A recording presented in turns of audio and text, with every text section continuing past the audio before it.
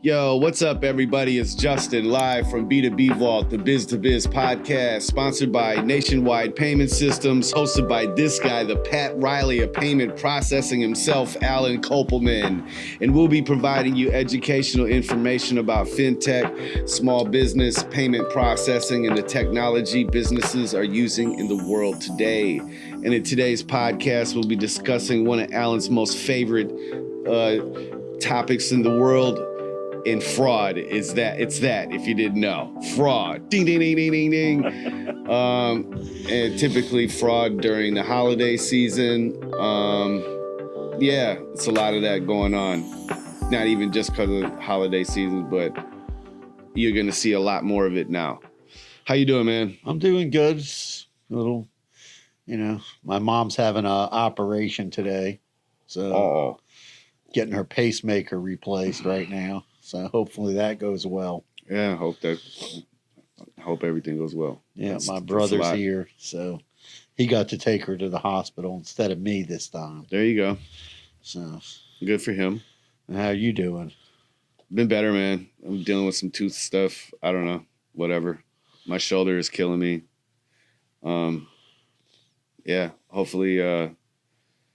Hopefully everything works out so I can see this doctor on Monday. Not really sure if that's in the pipeline for my finances, but whatever. We'll see. That's whatever.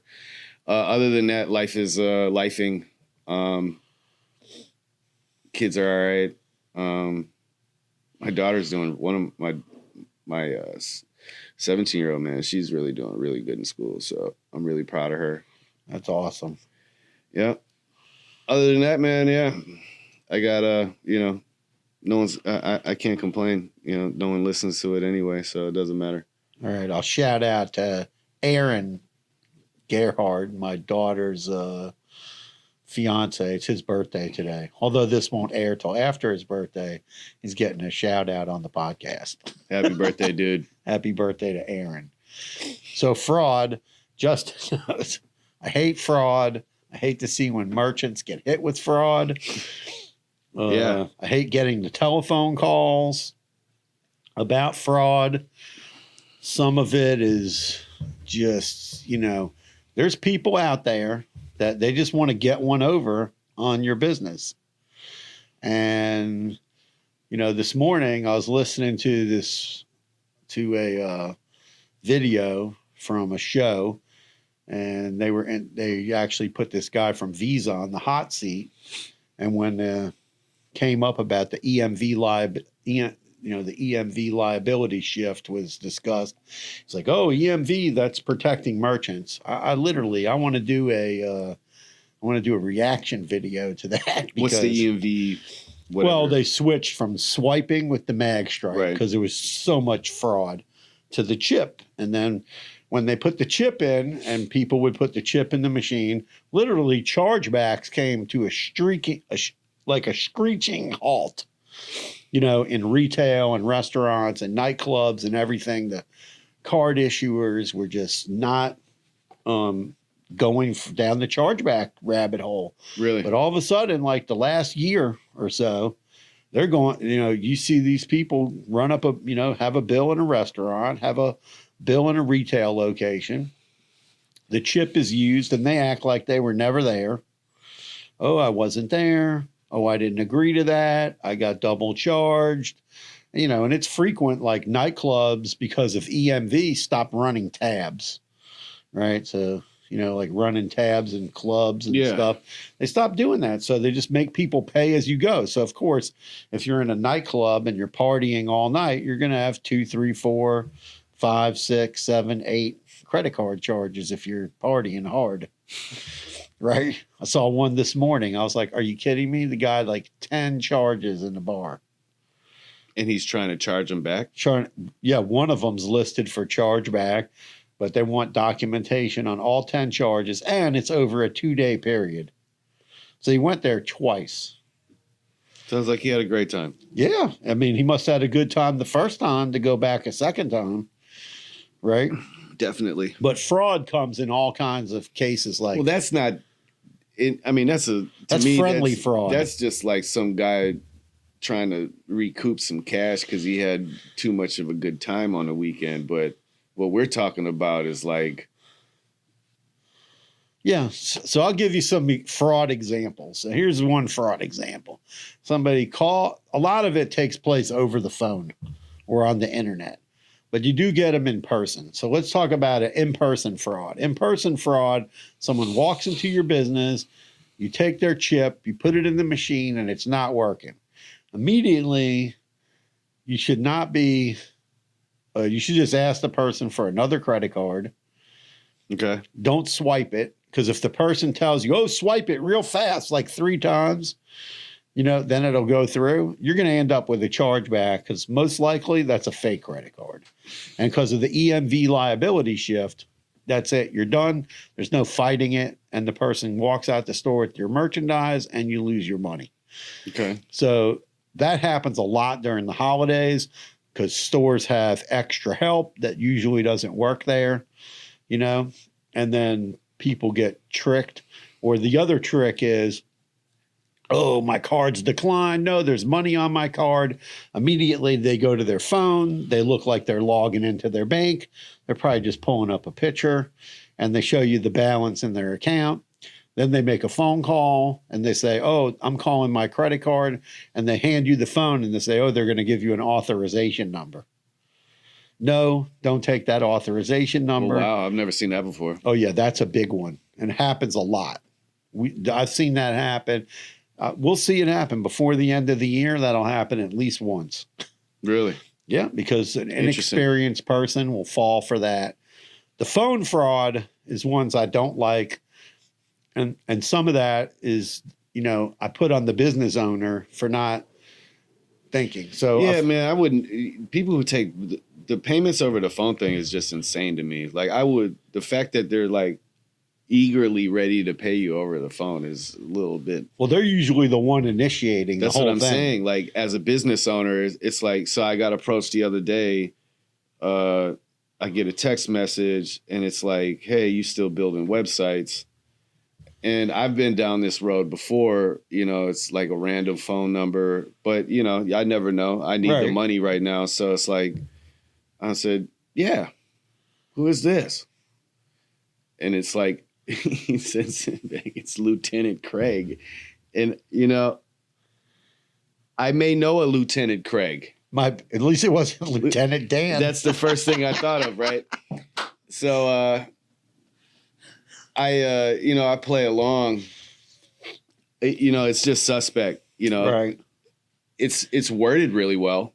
It's not like, well, they're professional. Someone from from a different country who's struggling to type this in English, or like the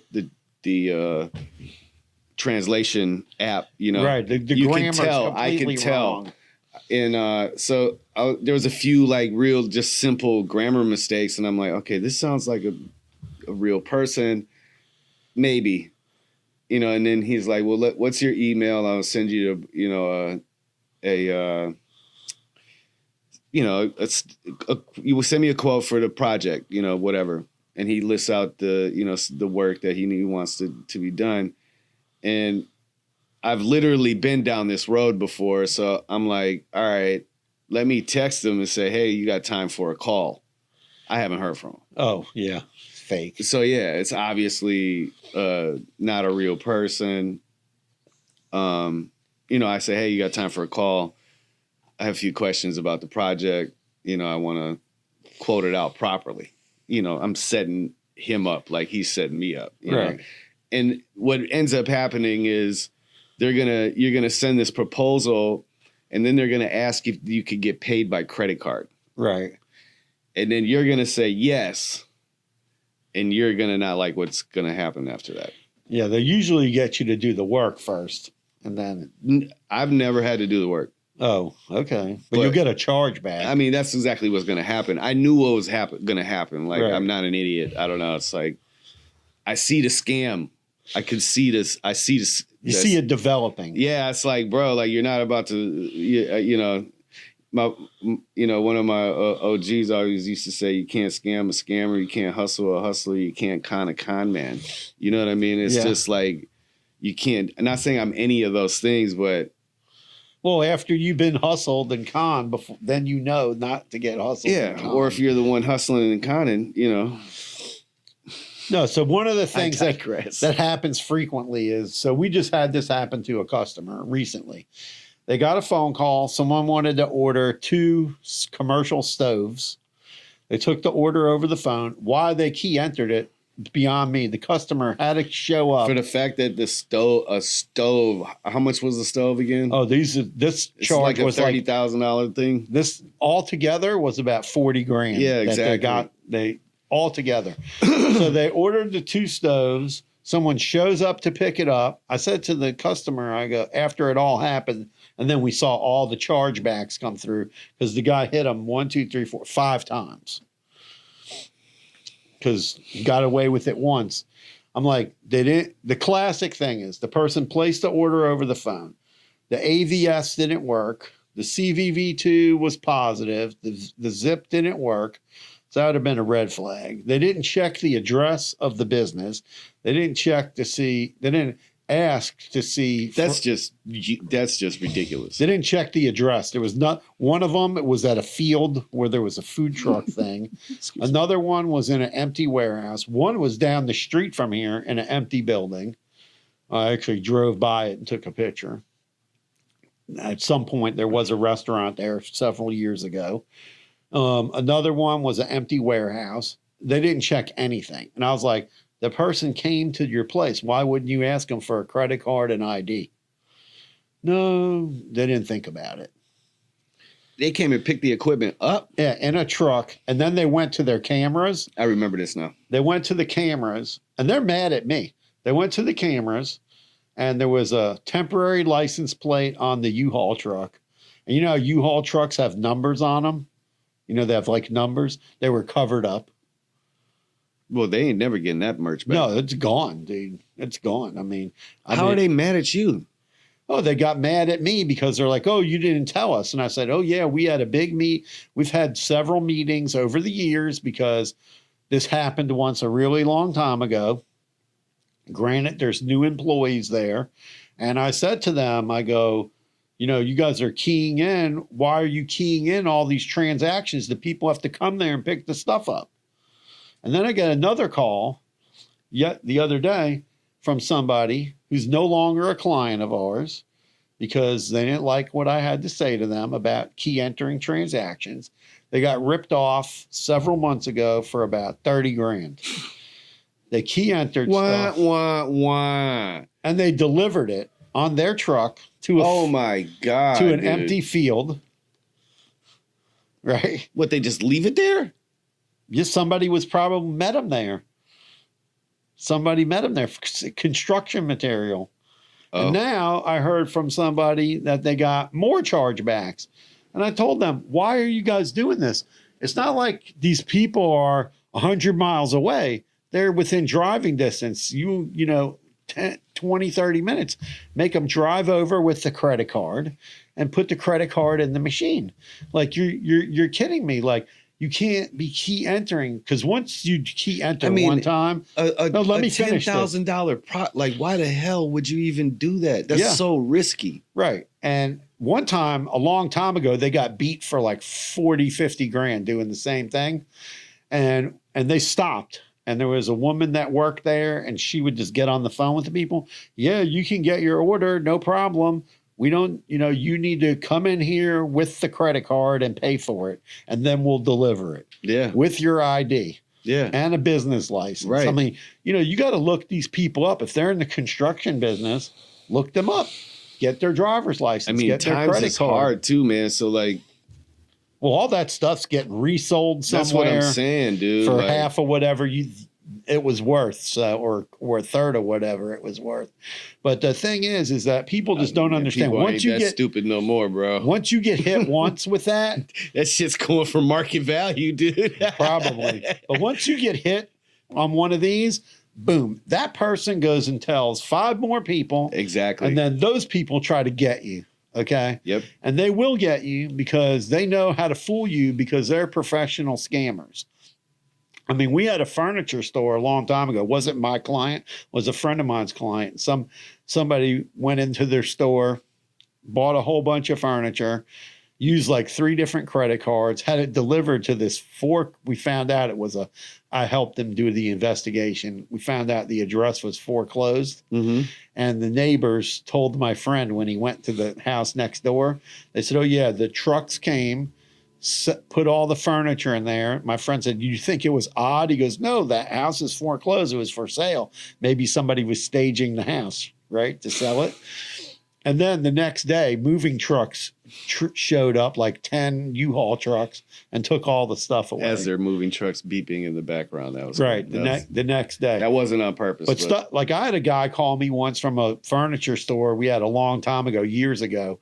And he goes, oh, this guy's in here trying to pay. He's got 3 different credit cards with 3 different names on it. I was like, dude, what are you doing? Don't take that. You're the guy. It's going to be a chargeback. Oh, don't tell me how to run my business. You're making me lose money. I said, I'm not making you lose money. I said, you're about to lose your money and your products. And the guy's outside, and the guy's a truck with them. I go, come on, man. 3 different. Smart, man.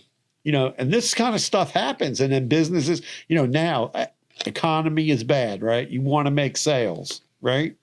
I remember 2008, 2009, we had a bad economy. I had this customer. They were getting hit with chargebacks left and right of people going to their website and ordering like 50 pairs of shoes. And I was telling them to stop doing it. And then they had a guy and he ordered like 3 pairs of shoes and the transaction went through. And then he ordered like 4 pairs of shoes and the transaction. Now he goes on their website and he orders like 200 pairs of shoes. And it's going, I said, what's the address? I look it up. It's a UPS store. I go, that's going to be a chargeback. Don't tell me how to run my business. The owner told me. He goes, you're preventing me from making profit. And I'm like, do whatever you want. I said, do whatever you want. They let the card go through. They packed up the shoes. They shipped them out the same day. Boom. 2 days later, chargeback. Boom. All the money's gone. Then the guy's like, oh, I don't want to hear I told you so. That's what he says to me. And I was like, what? I said, I'm trying to tell you, like, that's a known scam. These scammers, they will, like, I had this other guy, they got scammed for like $5,000. Somebody placed an order for $300 on their website. They usually require a sales tax and a business license and the person to register. But the person made up a bunch of, story on the phone that they were busy. So he shipped it out, didn't check the address. Then the guy called back 2 weeks later, placed a bigger order for like $3-4 Then it came back. Both of them came. The first one did not charge back right away. The second one charged back like the next day. Then I go look up the address. It was to a freight forwarder. Like freight forwarder, that's the biggest scam ever. We had a client, they left us. The fact that these large companies are doing that is just mind-blowing. Well, they have new salespeople. It doesn't matter to me. Like, they have these huge budgets. Like, when I hear stories of somebody who's selling shirts or somebody like small, doing something and they get hit and they're just literally just, barely making it, trying to, this is how they're sustaining their life, whatever. And then they get hit with the fraud. That hurts. You know what I mean? But like, these huge companies have zero excuse, man. And honestly, to the small time, the small shops that are out there, there's really no excuse either. Like, you guys got to do your due diligence as well. Like, because times are going to get harder and harder and harder. And the next couple of years, man, you're going to have to really be on top with your website, your security, updating it, making sure that you're on top of these things, man, because with the artificial intelligence, the criminals are going to get smarter and smarter. And all the breaches that have happened too, like in Vegas, all that data got breached. You're still talking large scale, and I'm talking to but I'm talking about those credit card numbers are on the dark web, and those scammers get them. Yeah, that's still large scale. I'm talking about the more small time people. We had a small merchant. The guy was selling. He was a reseller of ink cartridges, right? Yeah. And a few times he would get, he would call me on the phone. Oh, I got this big order. What's the address? Does it look legit? He goes, One of them was going to a business. I said, call the business up and ask them if they ordered it. He called them, they ordered it, ships it out. He gets another order. You know, and the guy's, it's like a side hustle for him to sell these ink cartridges. So he calls me up another time. It's going to a UPS store. It's probably a scam. So he voids the transaction in the gateway. Sure enough, the next day he gets a phone call from the actual card holder.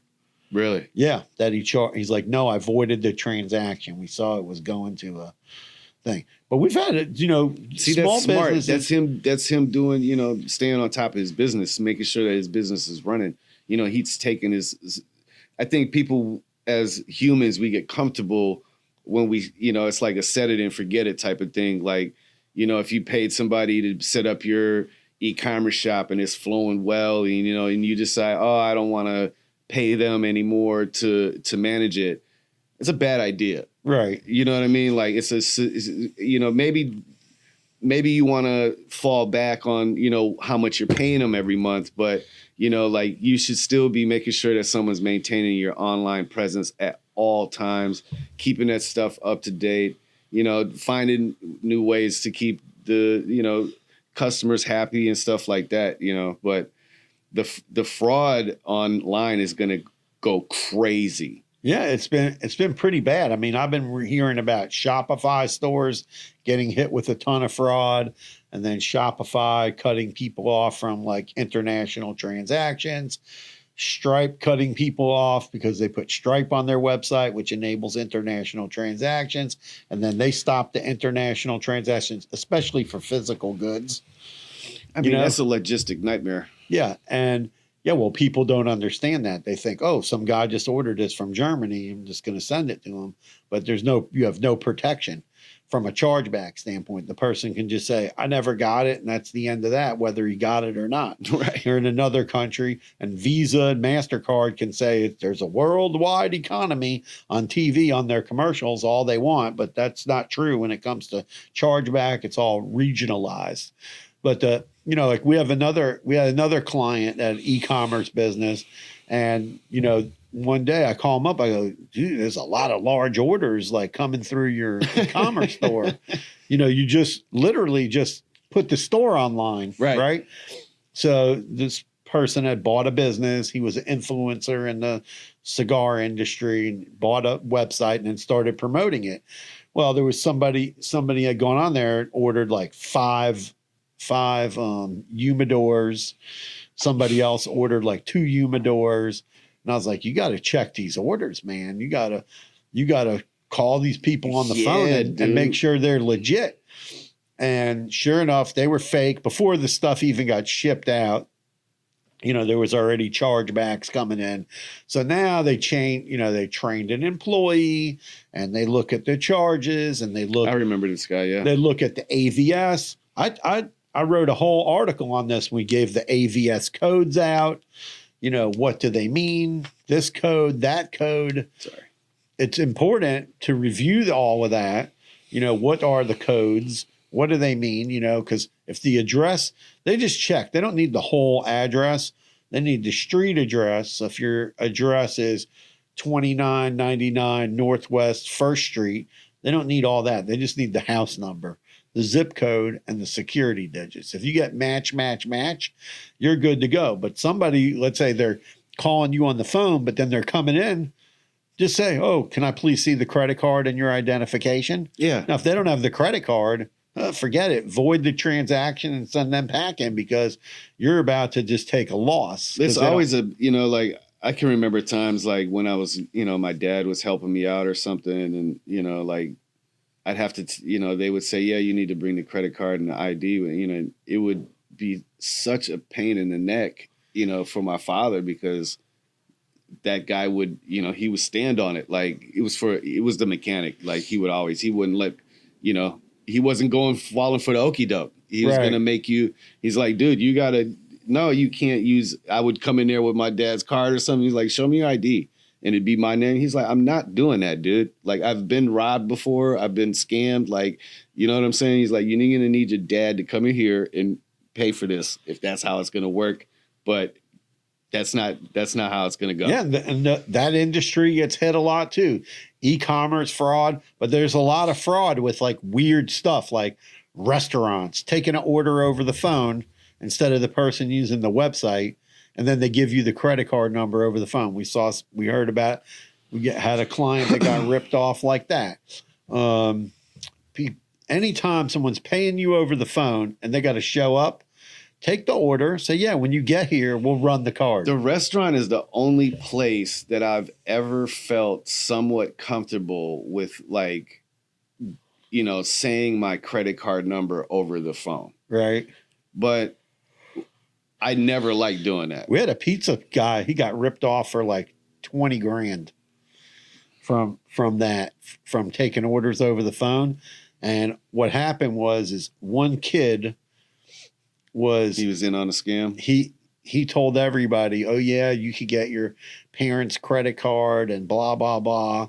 And then they were having pizzas delivered. Or another hot thing is you're going to get ripped off if you're take a food order over the phone and then delivered to like a hotel or Airbnb locations and stuff like that. Like we had a restaurant on Miami Beach. They lost thousands of dollars because somebody was ripping them off at a hotel.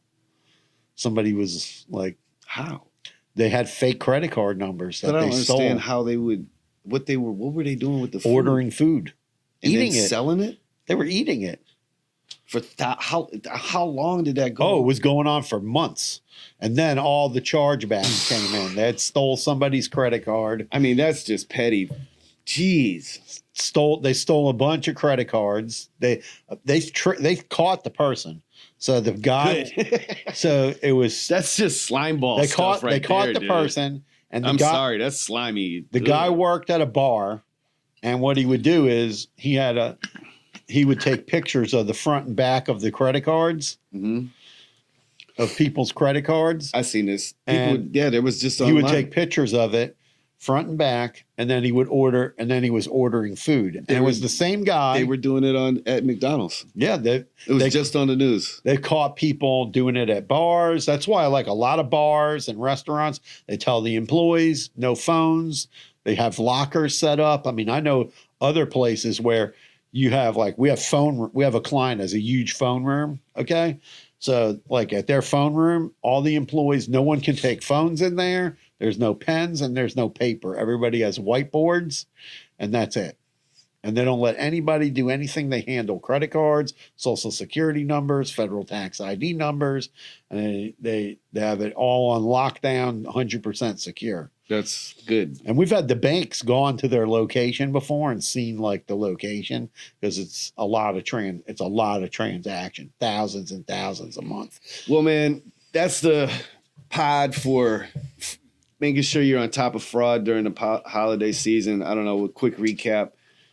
In-person fraud, watch your e-commerce store for large orders, check addresses that don't look right, make sure your AVS, review your AVS. If you're not sure about the settings, call the gateway company up, call whoever you work with up, call us up and ask us questions about it. But you got to check your settings and also check your velocity settings. Make sure you got velocity settings because there's a lot of roboting There's going a whole on. list of stuff on nationwidepaymentsystems.com for you to indulge in as far as what he's talking about, the velocity. Yeah. But yeah, man, update your website. Make sure you log in. Make sure everything's up to date. Your notifications are turned on.